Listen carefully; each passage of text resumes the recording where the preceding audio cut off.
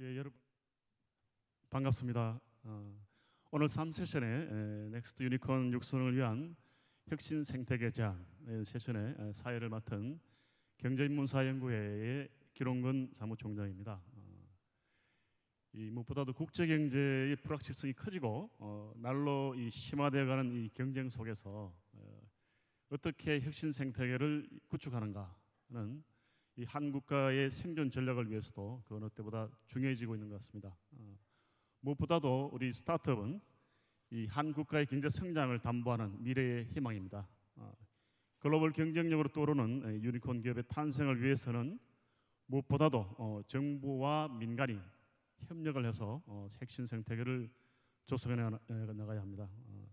전 세계의 경제 성장을 견인하는 유니콘 기업들의 성장 전략은 무엇인지, 또 혁신 생태계를 일으키기 위한 각국의 전략은 무엇인지, 이번 라운드 테이블 세션에서는 우리 한국의 혁신 생태계를 위해서 얻을 수 있는 교훈들이 무엇인지 알아보도록 하겠습니다. 오늘 먼저 오늘 토론에 참석해 주신 패널리스트들을 소개하겠습니다. 먼저 제 좌측 편으로부터 차례로 소개를 하겠습니다. 야놀자의 김종윤 온라인 부문 대표님 참석하셨습니다. 반갑습니다. 여러분 박수 한번 크게 해주시죠. 예, 두 번째는 이 인도네시아 고잭이죠. 이 데카콘으로 돌고 있는데 이 고잭의 앤드루 리 국제협력 총괄 대표이십니다. 참고로 이분은 한국 분이십니다. 영어를 너무 잘하셔서 외국인 알았습니다. 처음에. 그 세 번째 우리 이스라엘이죠. 이스라엘에서 오셨는데 이스라엘 이노베이션 오토리티 이스라엘 혁신청의 아냐 엘던 수석 부대표님 나와 계십니다. 그리고 네 번째 우리 EU에서 런던에서 오셨습니다. EU 혁신위원회 유러피언 이노베이션 커미티의 빈디 카리나 자문위원 나오셨습니다. 빈디. 예, 마지막으로 요즘 그 차세대 유니콘으로 떠오르는 이 신세대 이 블록체인 기업입니다. 아이콘 루프죠. 김종엽 대표님 나와 계십니다. So we have 50 minutes for the roundtable session. For the first 30 minutes, I would like to ask a few questions to each of the 5 panelists in a conversational and back and forth manner. And each panelist will have 5 minutes for the answer. And for the remaining 20 minutes, we will have a follow-up discussion. And I'll have some questions and comments from the audiences after all. So, 첫 번째 질문 먼저 우리 아냐에게 드리겠습니다. 이스라엘 혁신청의 수석 부대표님이십니다. 먼저 이스라엘은 그 혁신 국가죠. 창업 국가의 아이콘입니다. 인텔의 17조 원에 매각된 자율주행 자동차 벤처기업인 모빌아이, 또 전 세계의 90%의 시장 점유율을 차지하고 있는 인터넷 보안 기술인 방화벽, USB, 그리고 세계 최고의 운전 기술 중수로죠. 그리고 단거리 미사일 요격 시스템인 아이언돔 등 엄청난 혁신의 신화를 만들어내고 있습니다. 인구 단지 750만 작은 나라에서 한 해에 700개의 스타트업들이 탄생을 하고 1인당 벤처 창업률이 단연 세계 1위인 나라 이스라엘입니다. 그 이스라엘에서 최근 가장 성공적인 정부 지원 프로그램을 운영하고 있는 것으로 손꼽히고 있죠. 2016년에 설립된 이스라엘 혁신청입니다.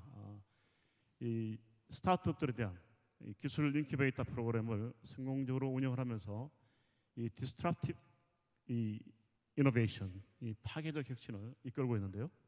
그동안 한 1,500개 이상의 스타트업을 육성했다고 합니다.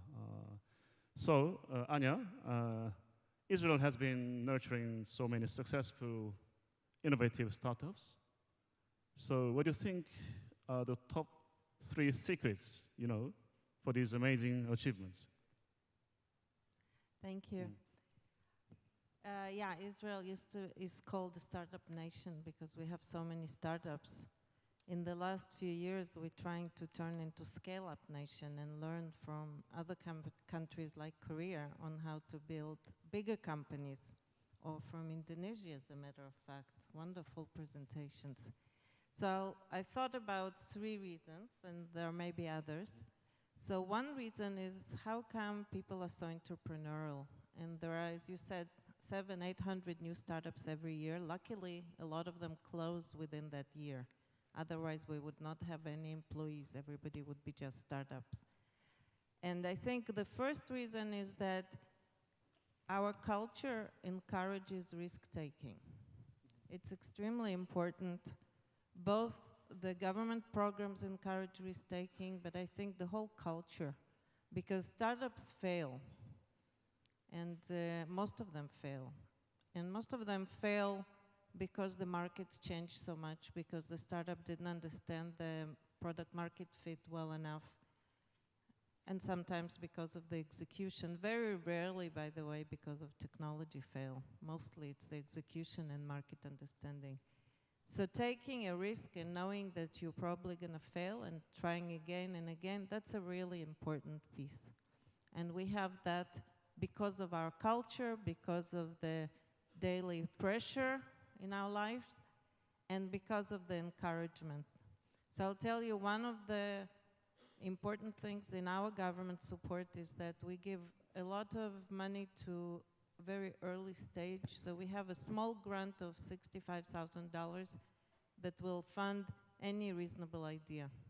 And I get about 600 applications every year from all sorts of people, a lot of them from lawyers, believe it or not. So for some reason, lawyers don't want to be lawyers, they want to have startup ideas.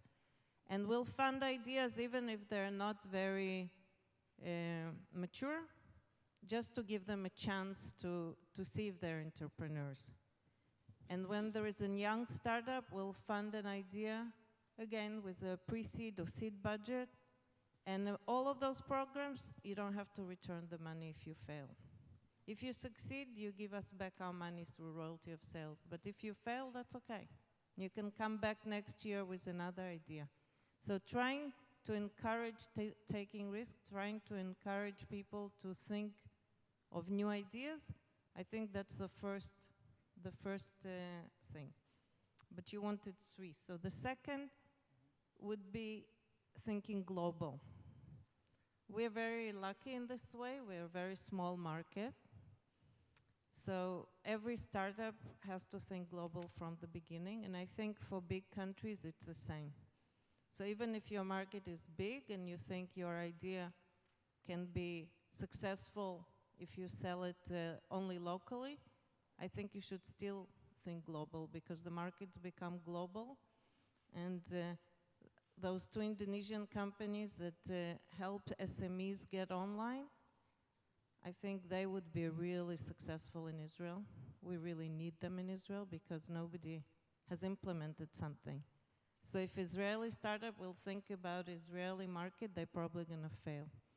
And thinking globally, comparing yourself to global competitors, thinking of the needs of countries where you may go next, I think that's a big, big success factor.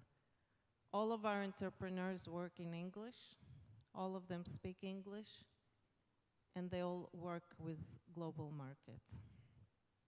And the third success factor, I will have to say, it's a government involvement. Maybe it's not true, but that's who I represent. So I will say a few words about our agency. Israel Innovation Authority is 3 years old, but it actually replaced the previous agency that used to be called the Office of Chief Scientist. So all in all, we've been doing our business for 40 years. Right after the country was only selling oranges, and after oranges, we started selling technology. And this agency is a completely government funded, so our budget is $500 million US. It's not a big government budget. I met some government officials from Korea this morning, and they have big budgets, much bigger than us. But I think we do a few things well, and I will try to mention a couple of things. First of all, and most important, this one agency has all the government support for innovative research. So the government money is not spread over many different agencies who maybe compete or don't talk to each other or have separate policies. We support all sectors and start from applied research in universities, tech transfer, entrepreneurs, startups, innovative, large companies, and international collaboration. So the whole R&D support of the government is in one agency, and that's very helpful because things change very quickly. So if you start supporting cyber, and then 3 years later, there is so much private money that government money is not necessary, you can take the money, move it to another sector. If you feel there is a market failure in some particular sector, you can go support that more and then change a couple of years later. If you establish separate agency for each problem, they all have employees that have to continue being employed, and I think that's a big problem. So I think our success is that it's a single agency. We collaborate with all other ministries. We take their budgets and run them together under our own programs, and it's been very successful. And also, we never give 100% of anything. So every time we give money, we expect the private sector to match. And that's also very important because after a while, we step back. We don't have enough money to support the sector for many years. So we always have a private sector participate with us. And even for startup companies, let's say we give half of the budget they need, they have to go and raise the other half. But government participation, of course, helps. And since our money is not dilutive, we don't take any shares, we don't take any upside. So it's really reducing the risk for the private sector and helps the private sector, the venture capital, to invest in more risky endeavors. And the last part of our policy, which I think is also very important, we want to be the highest risk taker in the market. It's a very strange government policy because we say that if we get a lot of our money back, we probably failed. We probably supported companies that didn't need government support. So our investment policy is to look for highest risk, for most disruptive, for most innovative technologies in sectors where the private sector is not active. So believe it or not, sometimes we say no to companies because they're too successful. So if they raised a lot of money from good investors, they have already reached a fundable milestone, we tell them, no, the impact of our money is not big enough. And it's a very difficult policy to implement because you actually say no to very successful companies and you say yes to companies that have low chances of success. But that's the whole idea of government support, helping the private sector take more chances. I hope it helps. Thank you, Anna. Thank you. Thank you. So thank you for those three secrets. Yeah? And then my next question goes to Bindi Karia. Bindi Karia 씨는 유러피언 이노베이션 카운슬의 자문위원이죠. 유럽도 이 혁신 생태계 육성을 위해서 엄청난 노력을 경주를 하고 있습니다. 특히 융커 커미션에 들어와서 지난 2017년이죠. 바로 이 유럽 혁신청을 설치해서 지난 2년간 혁신적인 스타트업들을 지원하는 총 한 1,280여 개의 프로젝트를 수행했다고 합니다. 매우 성공적으로 진행되고 있고요. 파일럿 프로젝트가.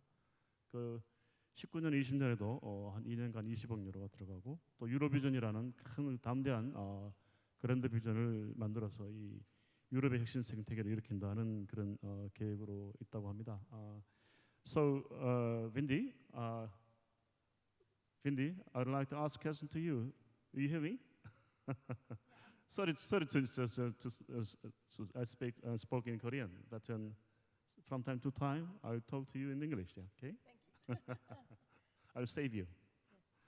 So in Korea, so we are more exposed to USA cases actually, so like Silicon Valley some focused models.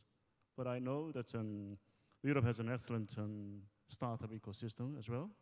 So in your opinion, so what are the biggest differences of a startup ecosystem between Europe and USA?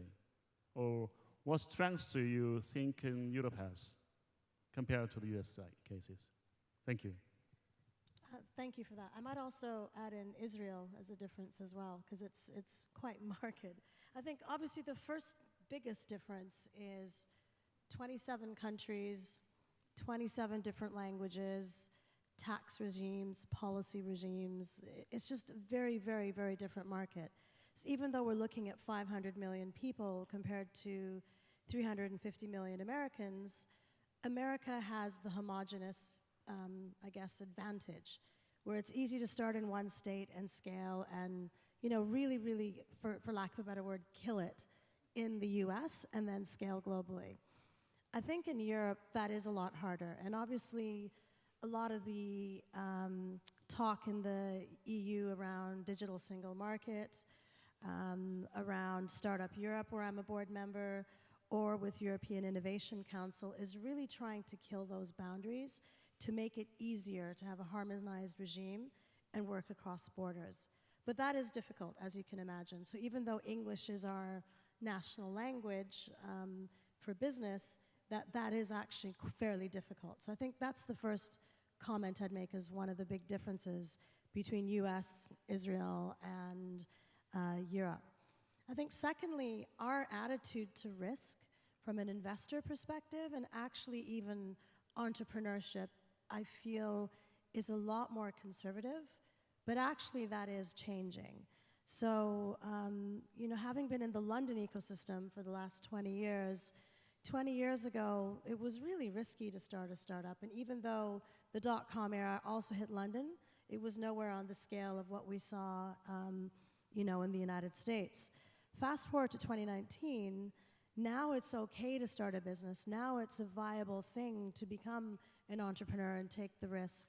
And the attitude to failure is a lot more open. But it's been a lot slower to adjust that attitude and that risk. And, listening to Anya talk about Israel, absolutely the Israelis just have this approach to, doesn't matter, we're gonna get there, we're gonna execute, and who cares if it fails? And I think Americans are the same as well. One of my favorite sort of bits of coaching I received many years ago from the chairman of the startup that I worked in is he said, Bindi, you're nobody till you fail 3 times. But that's not a very European attitude. So I think the risk adversity is quite key. And I think that also translates into investment. If you remember, when I wasn't coughing during my talk this morning, I did say that venture investors tend to invest in companies when they have a product, when they've demonstrated product market fit, when there's traction. And not necessarily the seed ones, like the super early stage, pre-seed, but even the seed investors I'm seeing. In London, there's probably 65 seed funds that range in 25 million to 120 million value of the fund. Even they're saying, come back to us when there's traction. So there's a little bit of a more risk adversity. But that being said, there's a huge ambition in Europe. And the Innovation Council is actually founded on and inspired by the US DARPA program. And really what that's saying is let's put money into much earlier stage companies where the investors might not jump in yet, but let's seed these great ideas, particularly in deep tech, and get them to a stage where they're investable in Europe, and let's create the next generation of European unicorn. Because right now, artificial intelligence is a good example. US and China are absolutely killing it, and we are absolutely nothing in comparison. And if you saw my slides earlier today, Europe is such a small market in comparison. But I think the ambition is there. I think it's now more acceptable to be a founder, and I feel the attitude to risk is loosening up a bit. So we're very ambitious. We're learning about scaling up. We're definitely becoming a scale-up continent. UK, you know, living in the UK and going through Brexit, the ambitions are huge. So for us, it's about getting our own regulatory regime, being able to do deals globally, and not necessarily having to worry about, you know, the European side of things. So it's about that more global ambition. So that's kind of where I feel we sit in the whole scheme of things. But we are really starting to grow that next generation of unicorn. Decacorns will come. Thank you, Bindi. So actually, so UK has got very excellent regulatory regime. Actually, there's the red team you've got. So, which is I so envious of. Okay. 오케이. 이제 그러면은 이어서 우리 바로 옆으로 다시 오겠습니다. 우리 그 조금 전에 발표를 해주셨는데요. 야놀자의 김종인 대표님 이렇게 질문을 하나 드리겠습니다. 국내에서 좀 가장 핫한 유니콘 중에 하나인데요. 처음 창업부터 지금까지 유니콘 되기까지 이 과정에서 어떤 점이 가장 어려우셨는지 말씀해 주시면 좋을 것 같고요. 그 과정에서 혹시 여기 정부 관계자들 나와 계신 것 같은데 정책 기반자들에게 아쉬웠던 점이 혹시 있었다면은 말씀 주셔도 좋을 것 같고요. 혹시 야놀자 이후에 넥스트 유니콘들을 성장시키기 위해서 어떤 조언을 해주신다면은 어떤 게 있을 수 있을까요? 네. 제 발표에서 말씀드렸던 디지털 트랜스포메이션이라는 게 발생할 거라고 예상하고 저희는 준비를 했던 회사이기 때문에 디지털 트랜스포메이션으로 인한 저희의 리스크가 크게 보면은 세 가지가 있었습니다. 이전 시대는 로컬 넘버 원도 살아남을 수 있는 반면 저희는 디지털 트랜스포메이션이 되고 나면 글로벌 넘버 원만 살아남을 수 있다라는 믿음이 있었고요. 그래서 로컬 넘버원으로서 우리가 자리를 잡아도 아직은 우리가 살아남았다라고 말하기 어려울 수 있다. 이게 첫 번째였고요. 두 번째는 기존에 있는 시장 안에서 경쟁하는 거. 제가 앞에 예를 들었지만 더 열심히 운동해서 내가 더 빨라지겠다 이 관점이 아니라 새로 차를 만들어야 되는 거기 때문에 이 시장을 있는 거에서 마켓쉐어 싸움이 아니라 없는 것을 만들어낸다는 거에 대한 두려움이 있었습니다. 아무도 안 가본 거 우리가 먼저 갈 만한 역량이 있을까? 세 번째가 제일 중요한데 사실 앞에 이제 설명 주신 분들도 랭귀지에 대한 부분이 언급이 있었는데 한국이라는 이 독특한 이 환경 중에서 제일 저희한테 어려운 점은 이 랭귀지입니다. 한국어로 주로 소통한다는 거고 이 한국어로만 주로 소통하던 서비스에서 우리가 어떻게 확장할 수 있을까에 대한 그 걱정이 있었습니다. 이 세 가지는 지금도 완벽하게 풀었다라고 저희가 생각하진 않고 계속적으로 아마 야놀자가 확실히 살아남았다라는 그 컨퍼메이션을 받을 때까지 저희한테 가장 지속적인 허들이 될 것이라고 생각을 하고 있고요. 그걸 이제 저희가 극복하기 위한 방향성이 두 가지였습니다. 하나는 B2C들, 그러니까 저희의 일반적인 앱을 쓰시는 유저의 관점은 저희는 글로벌 넘버원이 될 생각을 처음부터 버렸습니다.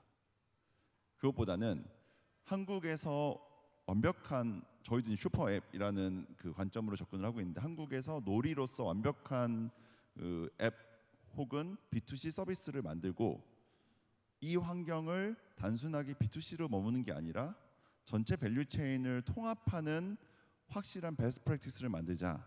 이게 저희가 첫 번째 그 솔루션으로서 준비를 했던 것이고요. 그렇게 되면 한국에서는 저희가 지향하고 있는 비전을 굉장히 유사하게 다른 글로벌에 있는 그 어떤 업체보다도 우선적으로 선제적으로 보여주게 되는데 이제 그것을 해외로 확장하는 거에 있어서의 솔루션이 필요합니다. 그 솔루션은 저희는 이제 보통 업스트림과 다운스트림을 얘기를 하는데 업스트림 다시 말하면 공급자 관점에서는 저희가 글로벌 플레이를 하지만 다운스트림 이 소비자 관점에서는 철저하게 협력을 하자라고 생각을 했습니다. 그 파트너가 다양한데요. 야놀자가 이제 한국에서 앱 서비스를 제공하는 것처럼 해외에는 굉장히 많은 사업자들이 숙박, 레저, 교통, 레스토랑 관련된 서비스를 제공을 합니다. 저희는 한국을 제외한 나머지 나라에서는 철저하게 협력의 관점으로 접근을 하고 있고요. 실제 우리가 알고 있는 모든 글로벌 사업자들이 대부분 저희 협력사이고 고잭도 곧 협력사가 되겠다는 생각을 제가 오늘 많이 했고요. 또한 다운스트림에 있는 또 가장 중요한 파트너 중에 하나가 어플리케이션입니다. 이 어플리케이션이 뭐냐면 대부분의 기술 사업자들이거든요. 블록체인 개발사가 될 수도 있고 혹은 AI와 관련된 파트너가 될 수도 있고 굉장히 다양한 그 기술로서의 어플리케이션을 제공해주고 있는 사업자들이 있습니다. 그분들이 저희의 파트너고 세 번째가 하드웨어 파트너입니다. 그 야놀자는 IoT가 굉장히 중요한 팀 중에 하나이기 때문에 센서 혹은 뭐 도어락, 뭐 컨트롤러 이런 다양한 하드웨어들과의 협력이 중요하고 그 하드웨어들과 협력을 잘 할 수 있는 굉장히 좋은 환경을 만드는 데 초점을 맞췄습니다. 그 결과 지금 현재 야놀자는 약 24,000개의 호텔이 저희 호텔 시스템의 클라이언트로 존재하고 있고 160개국에서 그 24,000개 호텔들이 저희를 시스템으로서 활용을 하고 있습니다. 아직 글로벌로는 클라우드 기반으로는 저희가 글로벌 넘버원이지만 그 온프라미스니까 클라우드 이전에 내 호텔에 직접 서버를 놔두는 온프라미스 방식까지 포함했을 때는 오라클이 현재 1등이고 저희가 2등입니다. 하지만 저희의 성장 속도를 고려했을 때 저희는 최소 1, 2년 내에는 저희가 모든 영역을 다 포함하더라도 글로벌 넘버원이 될 것이라고 예측을 하고 있고 이렇게 성장할 수 있었던 거는 지금 말씀드렸던 것처럼 국내에서는 B2C를 저희가 언어적인 한계가 없기 때문에 베스트 프랙티스를 만들지만 그것을 단순하게 B2C를 머무는 게 아니라 B2C로 저희는 통합을 했고 그 B2C로 통합한 베스트 프랙티스를 해외에서는 다양한 파트너와 같이 구현하는 방식으로 이 문제를 풀어나갔다. 이게 저희가 지금 다른 일반적으로 이제 저희를 OTA라고 부르는데 온라인 트래블 에이전시랑은 차별화된 비즈니스를 할 수 있고 더 빨리 성장할 수 있고 글로벌 플레이를 할 수 있었던 그 솔루션이 아니었을까라고 생각을 하고 있습니다. 마지막으로 이제 정책적인 부분은 저희가 한국에 있는 숙박업에서 예약으로 발생시키는 점유율을 보니까 약 한 3에서 4%더라고요. 그러니까 한국에서는 굉장히 많은 예약건들이 발생을 하고 있는데 거기서 야놀자가 관여하는 게 너무 안타깝게도 3에서 4%밖에 안 됩니다. 그런데 이제 유니콘이라는 이제 이름이 달리다 보니까 야놀자가 굉장히 이 시장에서 엄청난 사업자구나 이렇게 생각을 할 수가 있습니다. 저는 그런 영역이 뭐 굉장히 많습니다. 왜냐하면 스타트업이라는 형태는 새로운 비즈니스를 만들었고 그 비즈니스가 실제 전체 시장에서는 뭐 1, 2%, 2, 3%밖에 차지하지 못함에도 불구하고 겉으로 보기에는 혁신이기 때문에 굉장히 커 보이거든요. 근데 사실은 알고 보면은 너무 작다는 거죠. 저는 국내에 있는 IT 회사들도 마찬가지로 생각합니다. 국내에서 1등 IT 기업도 해외에 있는 기업에 대비하면 기업 가치가 100분의 1 혹은 50분의 1밖에 안 됩니다. 어떻게 보면은 디지털 트랜스포메이션 시대에는 로컬 1등도 살아남기 어렵고 글로벌 넘버원이 돼야지만 살아남는데 다른 글로벌 넘버원에 비하면 너무나도 규모나 혹은 시장에서 차지하고 있는 위치가 작은 거죠. 그렇기 때문에 이 부분에 대한 정부에 있는 많은 그 정책을 담당하시는 그 분들께서 이 혁신으로만 보면 굉장히 커 보일 수 있지만 사실은 굉장히 작고 아직은 새싹에 불과한 회사들이고 이 회사들이 로컬 1등이 된다고 하더라도 살아남지 않고 결국에는 죽을 수밖에 없다. 결국에는 글로벌 넘버원이 될 때까지는 물을 줘야 된다라는 부분에 대해서 좀 이해를 해주시면은 정말 감사드리겠습니다. 예, 우리 김 대표님 감사합니다. 결국 이 고글로벌 가는데 한계가 언어 문제를 지적해 주셨고 굉장히 그 협력자, 좋은 협력자를 통해서 이 문제를 해결했다. 해외 파트너들과의 좋은 말씀 감사드리고요. 그 다음에는 우리 여기 이 고잭의 앤드류 리 이 국제협력부문 대표께 질문을 드리겠습니다. 우리 앤드류 리 이 대표께서는 사실상 우리 아까 점심을 먹으면서 나누다 보니까 실질적으로 이 고잭의 아이디어와 이런 것들을 함께 저기 설계자 중에 한 분이라고 얘기 들었습니다. 그래서 이 고잭에 대해서 이렇게 이 고마트라든지 조금 전에 프레젠테이션 해주셨지만은 이 고푸드라든지 이 페이 여러 가지 이 복합적인 정말 종합적인 FPS 기반의 어떤 이 오토 플랫폼을 통해서 아시아 쪽에서 눈부시게 성장을 해온 대표적인 인도네시아의 데카콘 기업입니다. 그래서 아까 말씀은 하셨지만은 한 번 더 정리를 하는 개념으로 이 성공 비결이라든지 또 이 성장 과정에서의 어떤 어려움 뭐 여러 가지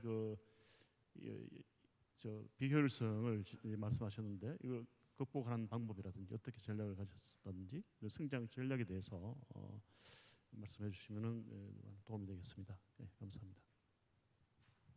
Okay, I'll go back and forth in languages so that you guys can also chime in more effectively.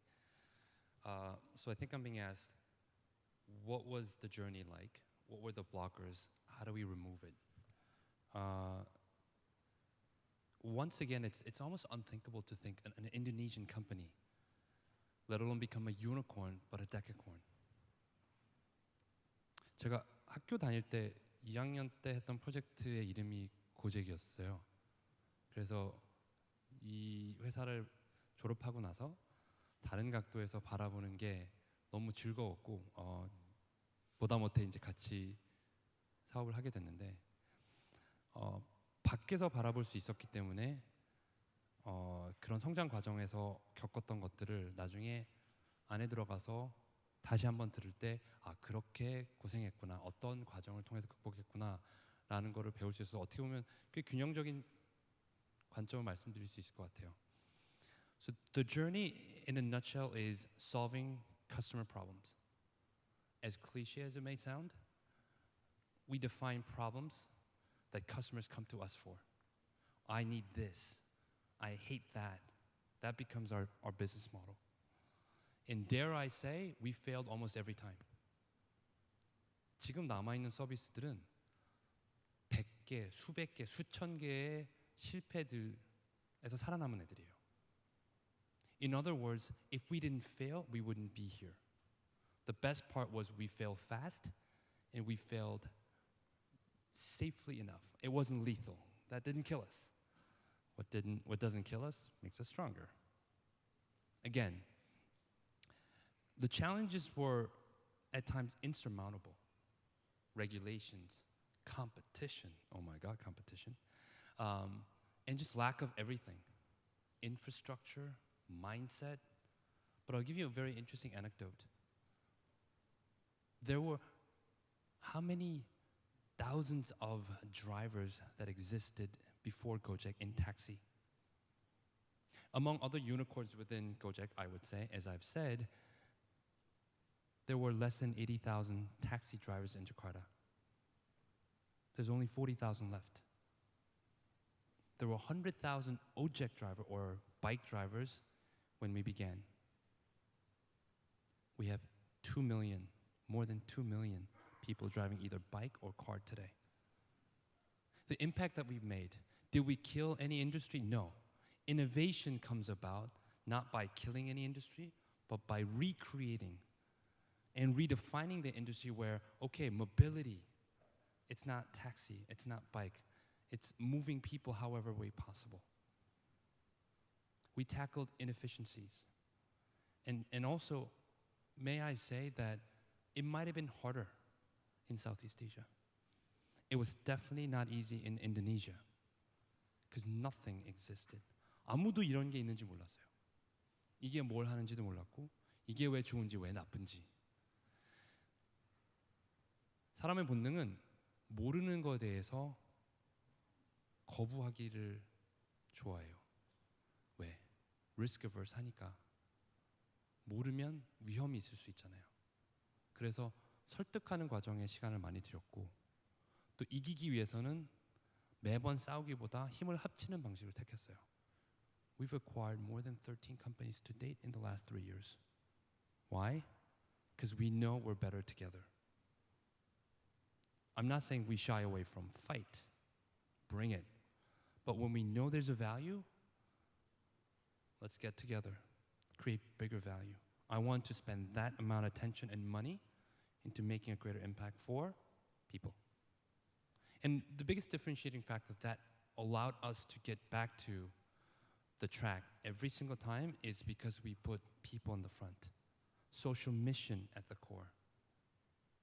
사람들에게 긍정적인 변화를 이끌어내는 기업. We start management meetings with always a letter. We started last one with a letter from 이부 윤희. 윤희라는 아줌마가 있어요. 마지막 경영진 회의 때는 그분의 레터로 시작을 합니다. 굉장히 먼 도서 지역에 있는 인도네시아 아줌마예요. 거기는 직업이 없습니다. 그런데 저희의 고 마사지 마수스트가 되셨어요. 마사지 서비스를 제공하는. 그래서 long story short, she's now supporting the entire family. Her first kid has gone to college. First time in the whole island. Through what? Through the platform that we're able to create. Jobs are creating themselves. We took a moment of silence. Why are we here? Why did we start Gojek? And where are we headed? If we can't make people's lives better and we can feel good about it, then we've deviated from who we are. At the core, and we remind ourselves every single day, why are we here? Are we improving lives? Not our lives, everyone's lives. If we are not doing that, I'm out. We're out. We're not the best company doing it. We will partner. We will fight together, but there's so many things that we take for granted.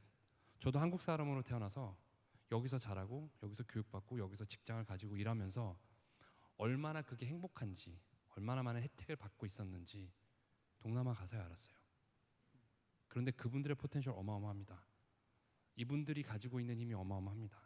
그걸 조금씩 언락하고 있는 게 고잭 같은 기업이고요. 그 소셜 미션 때문에 we're enabling people. That opened a lot of doors. That allowed us to become who we are and overcome challenges. And I said, at times it felt like insurmountable. But we're here. And I'm excited that we can become whatever it is, peppercorn next. I'm also excited that we're building other unicorns. We partner together with small companies. We do accelerators. I volunteer to mentor and work with entrepreneurs because we're at the helm. We had a lot of North Stars like Google and Amazon, and, 10 cents of the world. Now we want to become the North Star that people strive towards. And again, who we are at the core makes it easier for others to see what we want to do. That is not a threat, but it's a beneficial to all the society. 예, 감사합니다. 예, 시간이 빨리 흘러가고 있는 것 같습니다. 그래서 이 다음 질문은 우리 그야말로 이 넥스트 유니콘이죠. 대변에서 이 자리에 나오셨습니다. 특히 이 블록체인 분야는 아마 규제 관련해서 뜨거운 감자 같은 분야이기도 합니다. 기존 시스템과의 충돌이 크면서도 이 규제 당국의 관심을 받는 분야에서 이 성장이 결코 쉽지 않은 그런 영역인 것 같습니다. 이 넥스트 유니콘을 꿈꾸는 기업으로서 어떤 성장 전략을 우리 김 대표께서는 구사하고 계신지, 그리고 지금 넘어야 할 지금 가장 큰 어려움과 과제는 무엇인지, 그리고 이제 혹시 관련해서 우리 이게 정부 당국자들 나와 계시니까 하고 싶으신 말씀 있으시다면은 해주시죠. 예. 네네. 저는 이제 블록체인이 이제 규제 굉장히 이렇게 뜨거운 그 감자긴 한데, 이 블록체인 산업에 들어오기 전엔 사실 그 인포메이션 시큐리티 그 산업에서 일을 오랫동안 했었습니다. 그 이제 정보 보안 산업 같은 경우는 규제에 의해서 클라이언트가 제품을 구매하고 또 규제가 아주 디테일해가지고 그 규제에 맞춰서 피처를 개발하면 그게 뭐 스펙이 돼서 그냥 제품을 세일즈할 수 있는 굉장히 안정적인 시장이었어요. 그때는 우리나라의 이런 디테일한 규제가 너무 고마웠습니다. 새로운 규제가 생길 때마다 시장이 생겼었어요. 근데 이제 블록체인에 오게 되니까 기본적으로 어떤 수평적인 신뢰 네트워크를 만드는 기술이다 보니 뭘 할 때마다 무조건 이제 규제에 부딪히게 됐습니다. 그러다 보니 이걸 그냥 넘어야 되는 이제 숙명으로 생각하고 있는데요. 그래서 저희는 좀 규제의 어떤 그레이 에리어에 이렇게 포커스하기보다는 실제 규제를 적극적으로 개선해야 된다고 생각하고 있습니다. 그런 일환으로서 저희 정보의 어떤 그런 그 규제 개선 툴도 많이 이용하고 있는데요. 실제로도 최근에 이제 금융위원회로부터 이제 금융 샌드박스 사업자로 선정이 돼서 실제 이제 마이아이디라는 사업도 진행하고 있고요. 이 사업 같은 경우는 이제 금융권에서 확인받은 그 신분증을 디지털라이즈해서 실제 다양한 곳에서 쓰게 하자는 사업입니다. 또한 최근에 또 이제 부산 블록체인 특구 같은 거에도 적극 참여하고 있습니다.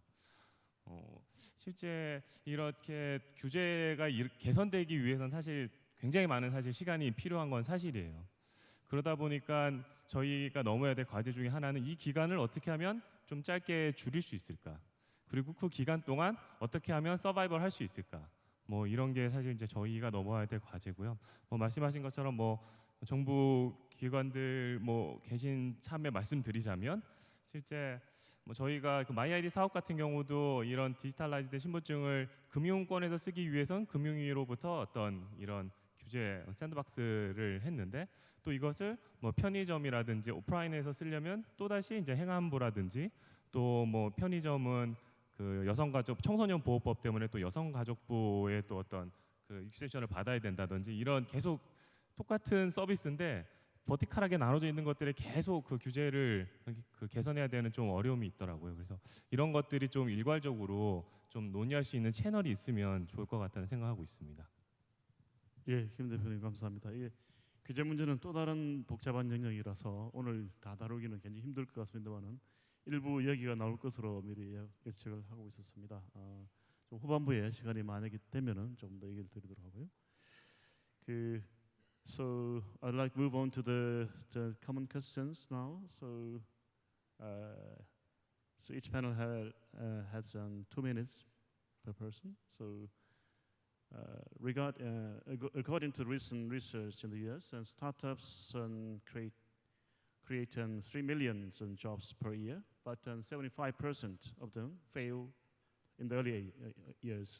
So, if so, how can you identify the startups most likely to succeed? And from your perspective, as an accelerator of startups or just in government agencies, what do you think is the most important factor to create the innovative ecosystem?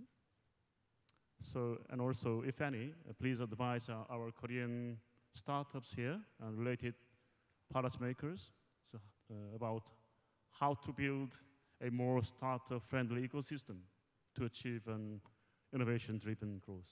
Thank you. So, shall we start with from Anya? Yeah. So I really liked what somebody on the panel said. We failed a lot, but we failed real fast.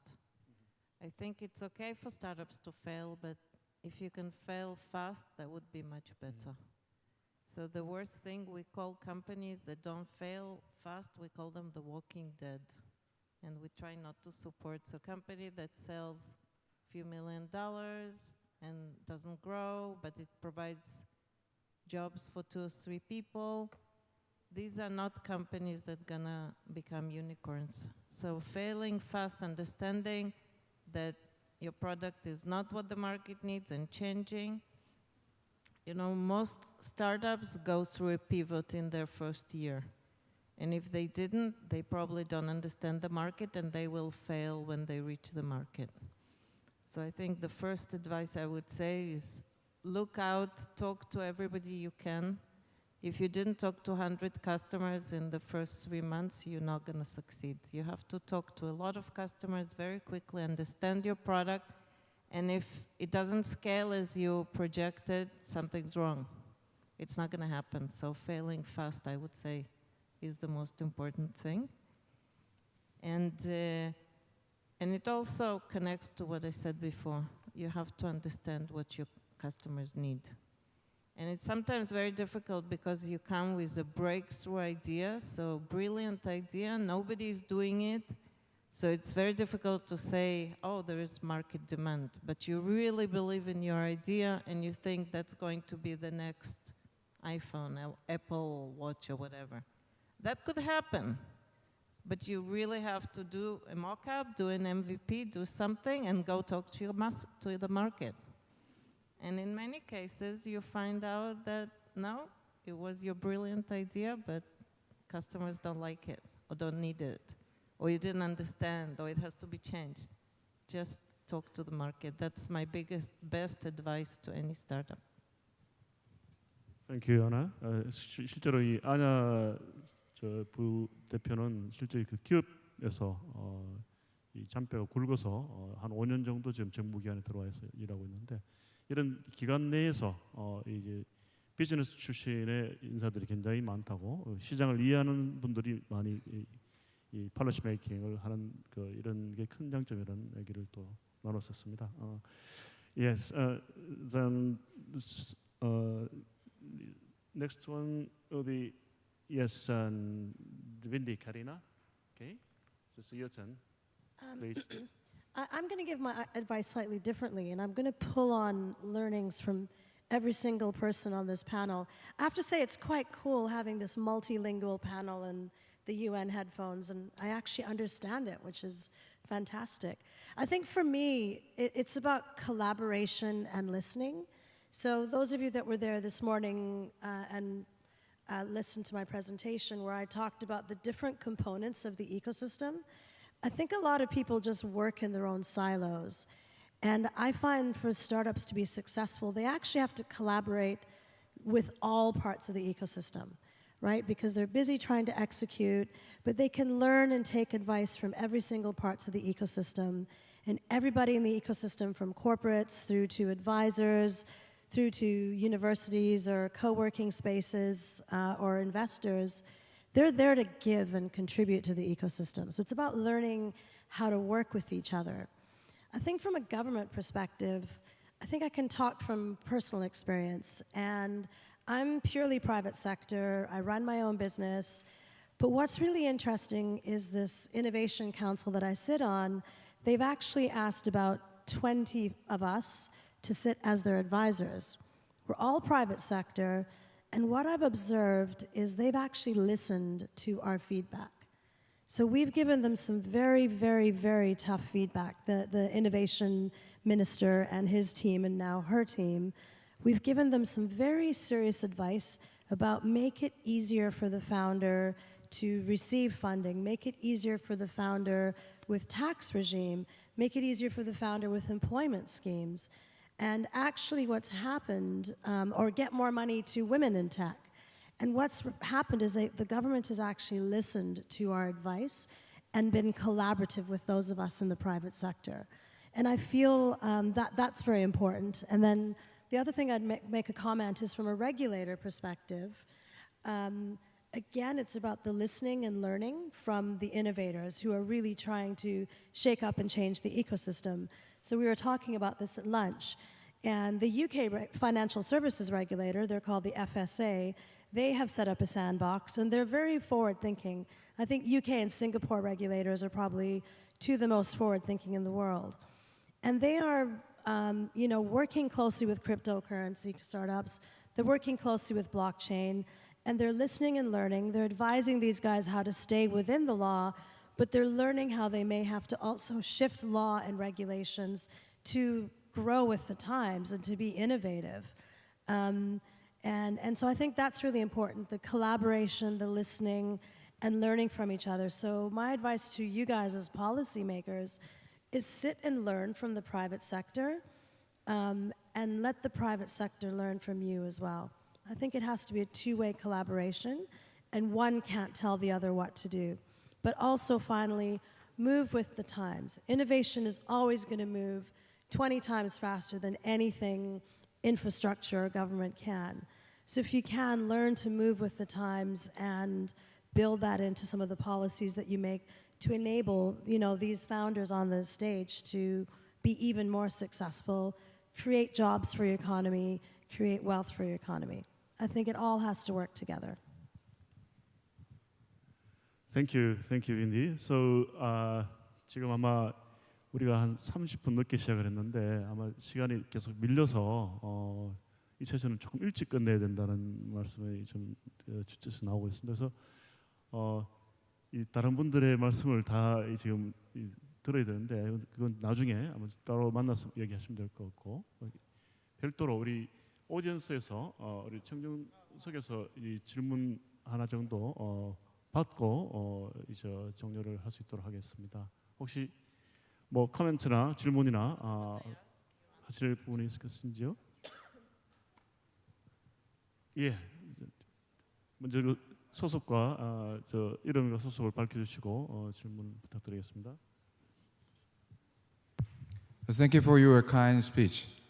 My name is Abraham, and I'm just an entrepreneur of a new startup in Korea. I was studying in Technion, Israel, for 2 years. Yes, I just wanted to ask about one question, Anya. After I just came back from the long journey from Israel, I just wanted to break up and build up the ecosystem of similar Israel system in Korea. Every time I try to build up the ecosystem in Korea, failed. Totally failed. I just wanted to find why I failed in Korea. I have a question. I just wanted to ask about entrepreneurship of Israel to Anya, so that the audience now in Korea can understand the good meaning of entrepreneurship of Israel. The reason why I just want to make a question like this, Israel entrepreneurship is very important. I just wanted to emphasize the importance of Israeli entrepreneurship. Please comment. 예, 감사합니다. 우리 아냐, would you respond? I'm not sure I'm getting the question. Sorry. 아, You said okay. why is entrepreneurship so important, or how does it happen? Well, there are about 1,000 theories of why there are so many entrepreneurs in Israel, and they're probably not applicable to Korea. So I'll give you one reason. Our previous president, Mr. Shimon Peres, used to say Israelis are never satisfied. Everyone sees something and knows he can do it better. So he comes up with a new startup. It's a little bit of a joke, but I think it goes back to really wanting to change the world. And I was really, really inspired by Andrew's talk. So why don't I pass the mic to you? And you say how to build entrepreneurship in Korea, that it's successful. Sorry. Thanks, Anna. 예, thank you, Anna. So 한 1분 드리겠습니다. 우리 I do have a few. Thank you. 조언이라고 하면 좀 너무 거창하고요. 두 가지 말씀을 드리고 싶은데, 첫 번째는 미국에서 처음 제가 이제 공부하러 가서 제일 놀랐던 게, 사람을 뽑을 때 창업을 했던 경험이 있는 사람은 직장 경력에 만점을 줘요. 그냥 만점. 1년을 했건 10년을 했건. 왜? 고생해봤다. 뭐가 어려운지 안다. 그거는 마치 군대 경험처럼 경력 면에선 만점. 한국에선 정반대였어요. 이 친구 로열티가 없는 거 아니야? 적응을 못하는 거 아니야? 다시 와도 적응할 수 있을까? 조금만 기회가 보면 또 뛰쳐나가는 거 아니야? 프로 창업러가 많아졌으면 좋겠어요. 창업하는 게 직업인 사람들이 많아졌으면 좋겠어요. 그리고 대기업이 최고의 직장이 아니라 대기업에서도 배우고 창업을 해서도 배울 수 있는, 똑같이 받아들일 수 있는 사회적인 인식, 문화, 토대로 갔으면 좋겠다는 바람이 굉장히 강하고요. 두 번째로는 간단하게 말씀 대표님께서 잘 해주셨지만, 글로벌을 생각하지 않으면 안 되는 사회예요. 처음부터 멀리 뛰기를 연습하면 그 근육을 키울 수 있는데, 걸어가기마다 다시 갑자기 멀리 뛰기를 해야 되는 상황이 오면 기업의 여러 가지 문화라든지 조직이라든지 제품 자체가 그런 경기를 하기에 최적화되어 있지 않아요. 선택이 되어야 됩니다. 언제라는 거에 대해서. 하지만 할 거냐 말 거냐는 절대 선택이 되어서는 안 돼요. 처음부터, 데이 원부터 글로벌을 생각하고, 우리 시장에서 먹는 게 중요한 게 아니라, 그건 당연히 해야죠. 근데 이게 우리나라에서는 최고가 아닐지 모르겠지만 해외 시장, 글로벌 시장에서는 훨씬 더 잘 먹히는 아이디어들 많아요. 그렇게 사장되는 것들이 최대한 줄어들었으면 하는 바람이 있습니다. 예, 감사합니다. 이제 마무리를 해야 될 것 같습니다.